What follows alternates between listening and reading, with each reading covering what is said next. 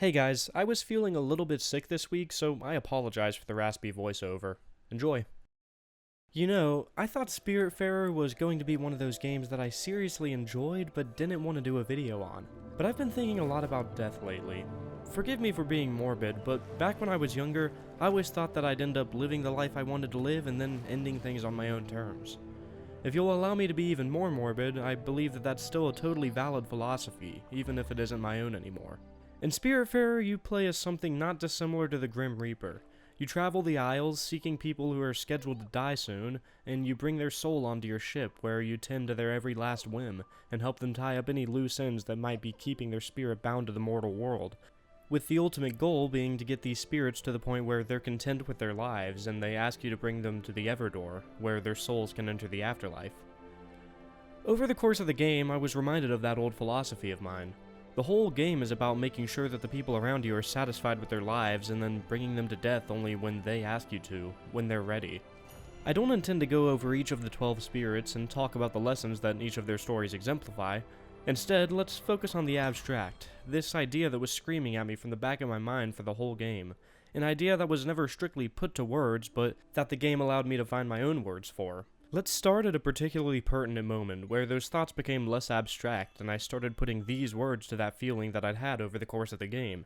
It wasn't the first death, it wasn't the last death. Instead, it was the first thing I saw when the credits rolled, an obituary to those who had passed and were close to the creators of the game. That's when it hit me. None of us can speak with any authority on what it's like to die. There's no way this game could teach me anything about what it's really like to turn to nothing. Instead, this is a game about what you leave behind. Not you, but the world you inhabited, the people whose lives you've touched. There will be spoilers for Spiritfarer from here on out. The moment that hit me hardest in this game was, again, not the first or the last death. It was what happened right as I was preparing for my final journey at the end of the game.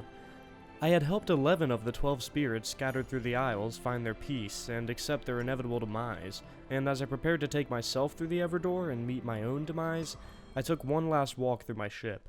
I checked out all of the buildings, I fed the sheep and the chickens, I made sure that the windmill was running correctly, and I cleared the scallops off the side of the ship. It was the type of maintenance I'd been doing throughout the whole game, only this time, for the first time, my ship was completely empty. Atoll wasn't on board, dreaming of fried chicken, Summer wasn't telling me about her crystals and plants, Bruce wasn't insisting that I get the finest food available for his brother, Elena wasn't talking with me about her past students. It was just nothing. No point to any of this. Nobody to grow my fibers for, or to take to some destination to see a friend for one last time, or to cheer me on as I collected nebula ore, or to cook the perfect meal for. It was just me, my ship, and all of the empty houses that sat on it. There wasn't anything left for me here, so I headed to the Everdoor one last time and submitted to my fate. My death didn't have any more fanfare than anyone else's. No final conversation with the owl who would put me on this journey in the first place. No talking with the previous Spiritfarer whose soul had already passed through the door. It was just a quiet ending. There was one thing, though. In the stars, I could see constellations created by all of my friends, and one for myself. Spiritfarer can be a pretty heavy game at times for how cheery and colorful its aesthetics are. Moments like these, when my boat was getting emptier and emptier, or when I took a friend to the Everdoor, or when one of those friends disappeared for a bit, needing some time to themselves to think about things, they got me thinking about some stuff that, thankfully, doesn't come up much for me. Not my death, I think about what that's going to be like all the time. I was thinking about the experiences I have had with death. My first kiss died in a drunk driving accident with her best friend. My sister's first love took his life almost exactly a year ago. My would-be conservator, should my parents have died, was taken by cancer about 6 years ago. Andrew, who drove me shirtless around town in the back of his pickup once, died in a car wreck. All of these people had either a massive or a small impact on my life, but when they died, all of the random stories I had formed with them became their legacies. The good and the bad, all etched in gold on my mind forever. What if my parents died? How would their lives turn to legacies in my mind? What if I died? How would I be remembered? This was the question that was on my mind the other night. I've already put up a whole video talking about this situation, so I won't get too into the specifics, but a lot of you will know that my channel was hacked not too long ago. I decided to check and see how it was doing, and poof, my channel name was changed, all my videos were unlisted, and in their stead, a live streaming promoting some cryptocurrency scam. This was horrifying. It took hours and hours of work just to get things even remotely stabilized, and any minute my channel could have just been deleted. I've talked before in a very incel-y video about how having kids is a way of preserving yourself, making sure you live beyond your death in a way. Well, one other way to do that is to spread your ideas. This channel, and I mean this with as much gravitas as possible, is my baby, and for a shocking few days my baby was on life support, just as it was getting ready to turn 3. Had my channel been deleted, I wouldn't have just lost my career, I would have lost my legacy. I don't mean to pressure you into subscribing or whatever, I'm just happy to be here, but on the night of that hack, I was just sitting in my car doing circles around town, thinking about how much of myself I've poured into this channel. You guys know how personal these videos get. This whole paragraph isn't even out of the ordinary for me. My love life, my hobbies, my thoughts, fears, feelings, secrets, so much of what makes me, me, has been cemented on this channel. Those things have become a part of this channel, just as much as they're a part of me. I think of my whole life in terms of this channel, and suddenly that whole life was staring down the barrel of a loaded gun. I won't use the word itself, but you all know what kinds of thoughts were buzzing through my mind that night. The kind of thoughts I haven't had since high school. The kind of thoughts I assumed I was completely rid of. Now seems like as good a time as any to let you all know that, for the foreseeable future, this video will be the end of this dark topic of discussion.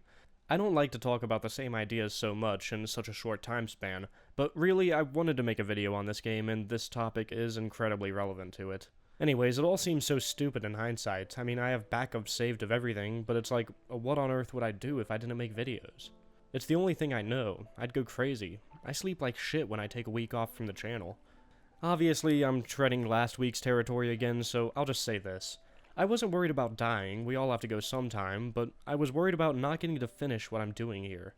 I know it seems like my channel stagnates a bit from time to time, we all have bad months, but believe me when I say that in the grand scheme of where I hope this thing will take me someday, I'm only just beginning to bud.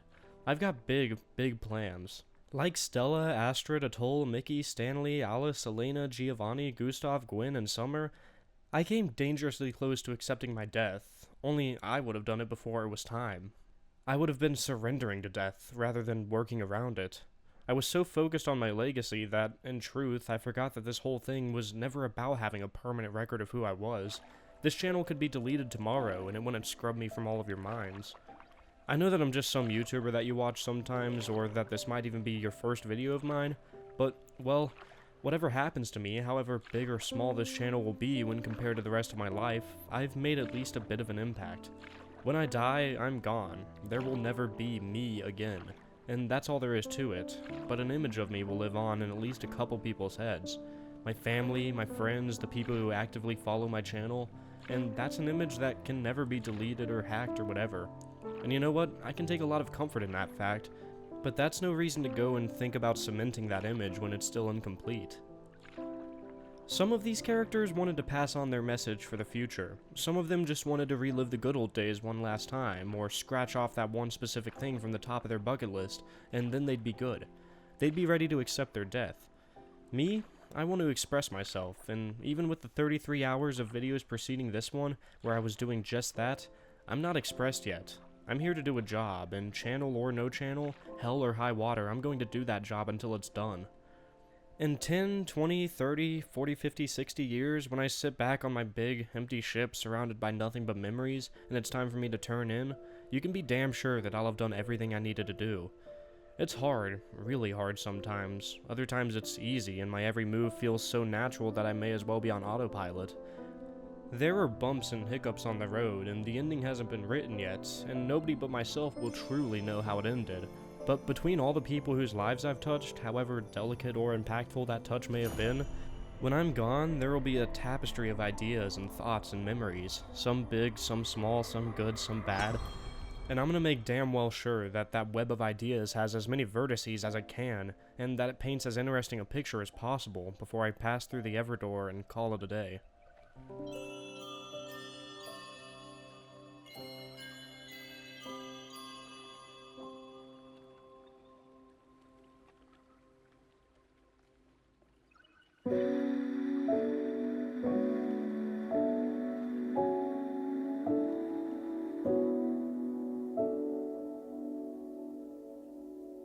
Flowing through the seas of time, memories that were left behind bring us closer to the end of this journey where we grew as friends. Take me through the mist and storms in waters that are still unknown. Thanks for watching, guys. Sorry that one got so grim. But anyways, I'd like to go ahead and verbally thank my patrons, especially those who are donating $10 or more monthly, such as Almost Dead Again, Anatoly Volnov, Andrew Melnick, Benny, Big Time Jim, Bobby Blitz, CJ Keene, Christopher Pinar, Colin Gajic, Cosmo Borski, Darius Fazier, David Kaiser, Dominic Johan, Duncan Bristow, Fralum, Giles Backers, iDubbbz, IJK, Jack Eisenberg, Jano, Kale Graybill, Crit, Laffy, Mello, Mixer Rules, Neurofilter, Raptor, Scotty from Marketing, CeeLo, Tanman, Vladimir Noldholm, William T, Yemen Shi, and Zyroobly. I'll include this in next week's video too, but a lot of you might have noticed that patrons who were no longer donating, or new patrons who just started donating, or patrons who changed their pledge, were not correctly documented in these credits. I've finally fixed that, but as a result I've lost what I had before, so if anybody wants me to address them by a different name in the credits, or to not include them entirely, or if I missed you or whatever, just let me know. Thanks guys, have a good week.